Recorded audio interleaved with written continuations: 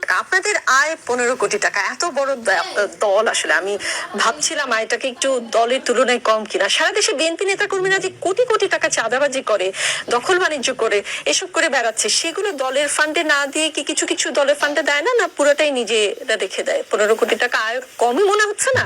আমি যদি আপনার প্রশ্নকে সত্য বলেও ধরে নেই, মানে আপনার যে উদ্ধৃতিটা যে বিএনপির নেতা কর্মীরা হাজার হাজার কোটি টাকা চাঁদাবাজি করছে, লক্ষ লক্ষ টাকা চাঁদাবাজি করছে, এটা যদি আমি তর্কের খাতিরে সত্য, আমি হাজার হাজার কোটি বলিনি, কোটি কোটি। আচ্ছা, কোটি কোটি টাকা, ঠিক আছে ঠিক আছে, আসলটা সে বলছে, সত্যটা আপনি এত কম বলছেন। আচ্ছা, সেটা যদি সত্য আমি ধরে নেই, আমি আপনাকে বলি এত বছর 15-17 বছর ক্ষমতার বাইরে ছিল, এবং যেটা মঞ্জু ভাই নিজেও স্বীকার করলেন যে এতদিন তো আমরা বিএনপির বিরুদ্ধে এগুলো কোনো অভিযোগ শুনি নাই, কিন্তু দলটা তো এত বড়ই ছিল, তাই না?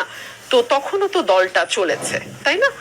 দলটা আসলে চলে দলের কর্মীদের দেয়া টাকায়।